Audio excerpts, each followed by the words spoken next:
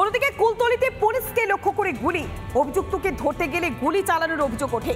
পুলিশের হাত থেকে চম্পট দিয়েছে বেশ কয়েকজন দুষ্কৃতী এবং একই সঙ্গে এই ঘটনাকে কেন্দ্র করে শোরগোল পড়ে গিয়েছে, কেননা যেভাবে পুলিশের হাত থেকে চম্পট দিয়েছে অভিযুক্ত সাদ্দাম লস্কর, আর তাকেই লক্ষ্য করে গুলি জেলা পুলিশ সুপারের।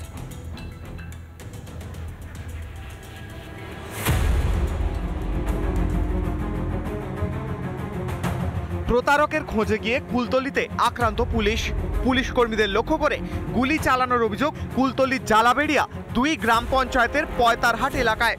ঘটনার পর থেকেই থমথমে এলাকা। পুলিশ সূত্রে খবর, বহুমূল্য মূর্তি বিক্রি করার নামে প্রতারণায় অভিযুক্ত সাদ্দাম লস্করকে গ্রেফতার করতে যায় পুলিশ।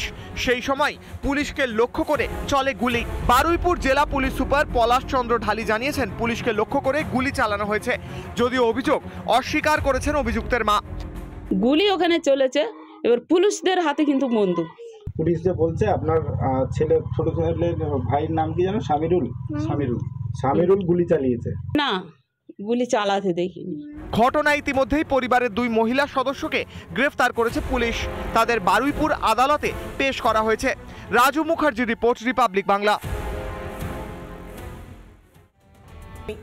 প্রথমেই জেলার খবর, বোর্ড মিটিংয়ে ক্ষমতা দখল, অর্থাৎ বোর্ড কার দখলে থাকবে তা নিয়ে যেন ক্ষমতা প্রদর্শন, আর সেখানেই ধুন্ধুমার কাণ্ড।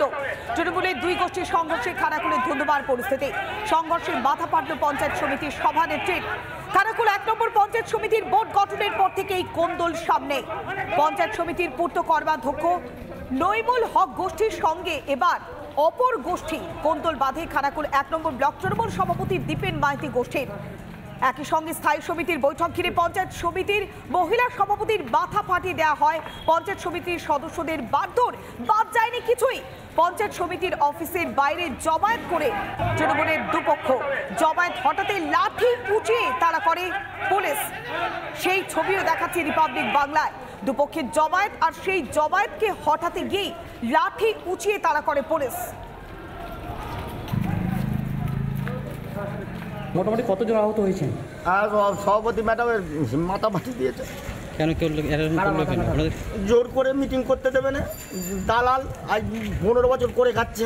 মিটিংটাকে বানচাল করার জন্য নহিমুল হক রাঙা এই সব করেছে। প্রশাসন ছিল, পুলিশ প্রশাসন ছিল, প্রশাসন বাইরে ছিল, ভিতরে ছিল না। আপনাকে মারধর করা হয়েছে? হ্যাঁ, তো জামা ছিল। আজকে আমাদের স্থায়ী সমিতি থেকে আমরা পদত্যাগ করেছিলাম 22 জন। আমরা আজকে আমাদের হিয়ারিং ডেকেছিল, এসডিও ম্যাডাম আমাদের হিয়ারিং ডেকেছিল, আমরা মিটিংয়ে ডেকেছিল, চিঠি করেছিল, আমরা এসেছিল। কোনো জেনারেল মিটিং হয়নি। আজকে হঠাৎ 3 দিনের বা 4 দিনের নোটিশে জেনারেল বডি মিটিং ডাকা হয়। মহিলাদেরকে ভেতরে অ্যাসাল্ট করে মারে এবং যাকে ডাক্তার রেফার করার জন্য বলছে, সেখানে আমরা প্রশাসনের কাছে অনুরোধ করেছিলাম যে মিটিংটা পোস্টপোন করে নেক্সট একটা ডেট দেওয়া হোক। কোনো রকম কিছু না করার জন্য আমরা বাধ্য হয়ে এখান থেকে বয়কট করেছি। যেহেতু পঞ্চায়েত সমিতির রুলস অনুসারে কি আছে ওনারা উত্তর দেবেন, কিন্তু আমি একটা কথা বলতে চাই যে গণতান্ত্রিকভাবে যে নির্বাচিত জনপ্রতিনিধিরা, তাদেরকে এই জেলার সভাপতি রামেন্দু সিংহ রায়কে ধিক্কার জানাই যে রামেন্দু সিংহ রায় খানাকুল অশান্ত করার জন্য যত রকম চক্রান্ত করা যায়, খানাকুলের মহিলাকে মেরে তিনি তার স্বার্থ কায়েম করতে চাইছেন। পুরো এলাকায় ইভিএমে কম ভোট পড়তেই নখ দাঁত বেরিয়ে পড়ল তৃণমূল নেতা মন্ত্রীদের। দিনাটার পর মাথা ভাঙাতেও লক্ষ্মীর ভান্ডার বন্ধের হুমকি, কিন্তু এভাবে হুমকি দিয়ে কি ভোট বাড়াতে পারবে তৃণমূল কংগ্রেসের নেতারা, উঠছে সে প্রশ্ন।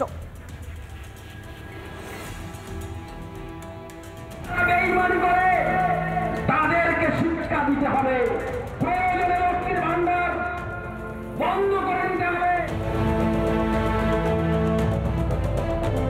লোকসভা ভোটে কোচবিহার দখল করেছে তৃণমূল, কিন্তু উল্লেখযোগ্যভাবে একাধিক পুরসভা এলাকায় ভোট কমেছে তৃণমূলের। সেই রাগই এবার সাধারণ মানুষের ওপর গিয়ে পড়ল তৃণমূলের। আরো একবার শুনুন তৃণমূলের ব্লক সভাপতি বিশ্বজিৎ রায় কি বললেন। তাদেরকে শিক্ষা দিতে হবে, চিহ্নিত করতে হবে এবং চিহ্নিত করে করে সুবিধা প্রদান করতে হবে। প্রয়োজনে লক্ষ্মীর ভান্ডার বন্ধ করে দিতে হবে। রবিবার সকালে দিনহাটাতেও একই হুমকি দিয়েছিলেন দিনহাটা তৃণমূল ব্লক সভাপতি দীপক কুমার ভট্টাচার্য।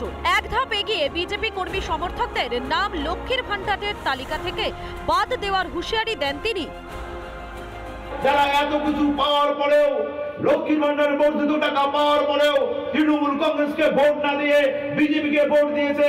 আমাদের সেখানে অন্তত পক্ষে কিছু লক্ষ্মীর ভান্ডার আমাদেরকে দেওয়া দরকার আছে। শাসক শিবিরের নেতা মন্ত্রীদের বঞ্চনার হুমকিতেই তীব্র শোরগোল। তৃণমূলকে বিধতে ছাড়লেন না বিরোধীরা। আজকে দিনটা বিধানসভার যে ব্লক সভাপতি থেকে শুরু করে মাথাভাঙা বিধানসভার ব্লক সভাপতি পর্যন্ত এই কথা বলেছে, কিন্তু ওনারা যা বলেছে একদম ন্যাক্কারজনক ঘটনা। এটাকে আমি নিন্দা প্রকাশ করছি যে সাধারণ জনগণের পাওনা অধিকার থেকে তারা বঞ্চিত করছে। একমাত্র লক্ষ্মীর ভান্ডারে কি তৃণমূলের কাছে জয়ের অস্ত্র? মুখ্যমন্ত্রী তো সার্বিক উন্নয়নের কথা বলেন সব সময়, কিন্তু দলের নেতারা কথায় কথায় শুধু লক্ষ্মীর ভান্ডার বন্ধের কথাই কেন বলেন? তার চেয়ে বড় প্রশ্ন হলো, একটি রাজ্য বাজেটে ঘোষণা হওয়া সরকারি প্রকল্পকে কি দলের কোনো নেতার কথায় বন্ধ করা যায়? জবাবটা দেবেন বিশ্বজিৎ রায়, দীপক ভট্টাচার্যরা। কোচবিহার থেকে কিংশুক দত্তের রিপোর্ট, রিপাবলিক বাংলা।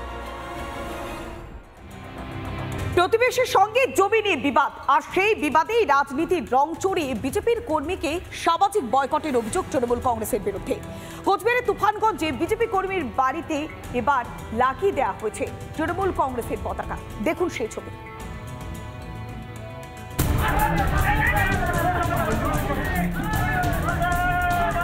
পাশের বাড়ির সঙ্গে জমি নিয়ে বিবাদ জানিয়ে থানায় দায়ের করা হয় অভিযোগ।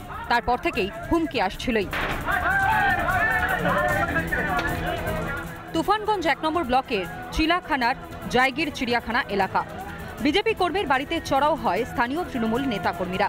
রীতিমতন তাণ্ডব চালাতে থাকে তারা। এরপর বাড়িতে তৃণমূলের পতাকা লাগিয়ে দেওয়া হয়। বিজেপি কর্মীর পরিবারকে সামাজিক বয়কট করা হয়েছে বলে অভিযোগ।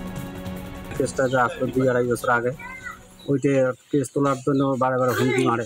এর আগেও হুমকি দিছে। আজকে ওই রকম বাড়ি থেকে আসছে, আসার পরে যে ঠান্ডা কাটছে, নাপিত ধোপা বাজারঘাট সব বন্ধ। কি বাড়িতে ঝান্ডা লাগিয়ে দিয়ে যায়? বাড়িতে ঝান্ডা লাগিয়ে দিয়ে বয়কট বিজেপি করেন বলে বিজেপি করি। আইসে ঝান্ডা কাটছে কারা? হ্যাঁ, এই তৃণমূল পার্টির। আপনারা কোন দল করেন? আমরা বিজেপি পার্টি করি। বলতেছে পার্টি অফিসে দেখা করতে হবে। পার্টি অফিসে দেখা না করলে হ্যাঁ পুরা মানে খারাপ হয়ে যাবে। ঘটনায় তৃণমূলকে তুলে ধরা জেলা বিজেপি নেতৃত্বের। জেলা জুড়ে বিরোধীদের উপর অমানবিক অত্যাচার চালাচ্ছে বলেও অভিযোগ কোচবিহার জেলা বিজেপির সহ সভাপতি। জেলা জুড়ে শুধু নয়, সারা বাংলা জুড়ে একটা নাটক চলছে, আর সেই নাটক কোম্পানির মালিক নবান্নে বসে আছে এবং ওনাদের ম্যানেজার যারা রয়েছে, সেই ম্যানেজারের একজন প্রভাবশালী ম্যানেজার কুচবিহার জেলায় বসে রয়ে উনি এই কাজগুলো করাচ্ছেন। ব্যক্তিগত স্বার্থে দলীয় পতাকা ব্যবহার করা হচ্ছে বলে সাফাই স্থানীয় তৃণমূল নেতৃত্বের। এই ধরনের সামাজিক বয়কটকে আমাদের দল তৃণমূল কংগ্রেস কখনোই অনুমোদন করে। কিন্তু পরিবারের মধ্যে জমি সংক্রান্ত ঝামেলা, সেই ঝামেলাকে কেন্দ্র করে কেউ দলের পতাকা ব্যবহার করে সেটাকে ঘোরালো করবার চেষ্টা করছে। লোকসভা নির্বাচনের পর থেকে উত্তপ্ত কোচবিহার। বারবার বিরোধীদের উপর হামলা, অত্যাচারের অভিযোগ। কেন বিরোধীদের গণতান্ত্রিক অধিকার রক্ষায় কড়া পদক্ষেপ নিচ্ছে না প্রশাসন? তাহলে কি জনগণের স্বার্থে নয়, শাসক নেতাদের অঙ্গুলি হেলনে কাজ করছে প্রশাসন? কোচবিহার থেকে কিংশুক দত্তের রিপোর্ট, রিপাবলিক বাংলা।